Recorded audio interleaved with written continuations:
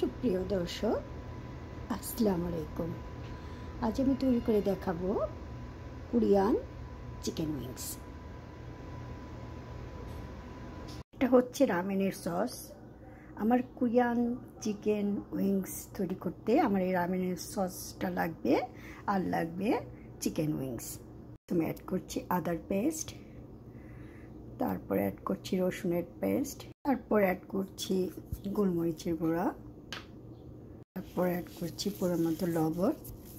এখন এই উপকরণগুলো দিয়ে আমি আধা ঘন্টার জন্য মেখে ম্যারিনেট করে রেখে দেব। ফিরে আসবো আধা ঘন্টা পর। আধা ঘন্টা হয়ে আসছে। এখন আমি এতে অ্যাড করব কিছু পরিমাণ ময়দা, তারপর অ্যাড করছি কর্নফ্লাওয়ার, তারপর অ্যাড করছি কাশ্মীরি রেড চিলি পাউডার, একটু পরিমাণ জিরা গুঁড়া, ভাজা জিরা গুঁড়া, অনেক পরিমাণ ধনে গুঁড়া, অ্যাড করছি একটি ডিম। সব রকম উপকরণ একসাথে হাতে খুব ভালো করে মেখে রেস্টে রাখবো আরও কিছু সময়ের জন্য। আমার কিছুটা পানি লাগবে। এখন আমি অল্প অল্প করে পানি অ্যাড করব। প্রতিটা উইংসকে খুব ভালো করে মেখে নিয়েছি। এখন রেস্টে রাখবো আধা ঘন্টার জন্য। আধা ঘন্টা পর ফিরে আসবো। আমার উইংসগুলো ম্যারিনেট করা হয়ে আসছে। এখন আমি ভেজে নেব। এটা মোটামুটি গরম হয়ে আসছে। এখন চিকেন উইংসগুলো দিয়ে দেব।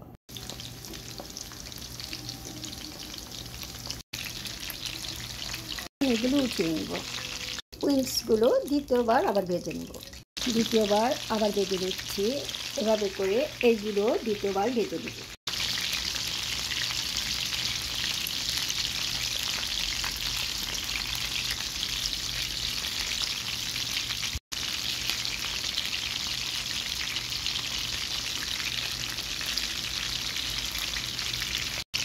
দ্বিতীয়বার উইংস ফ্রাই করা আমার কমপ্লিট। এখন নেক্সট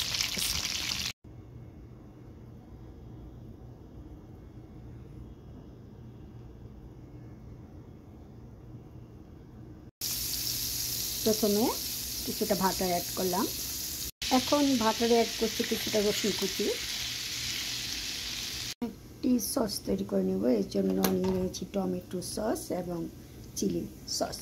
এখন দিব সেই স্পেশাল রামেনের মশলা, আর দিব লেবুর রস,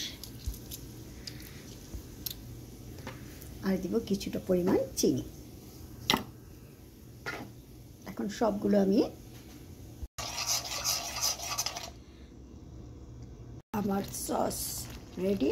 এখন আমি চিকেন উইংসগুলো ঢেলে দেব। এখন খুব ভালো করে মিশিয়ে নেব। প্রতিটা উইংসের গায়ে গায়ে যেন সসগুলো লেগে থাকে। উইংসের গায়ে গায়ে খুব সুন্দরভাবে সস মেশানো কমপ্লিট। এখন অ্যাড করব চিলি ফ্লেক্স। আমার chicken Korean wings almost done. শেষ ফিনিশিং রেডি আমার কোরিয়ান উইংস।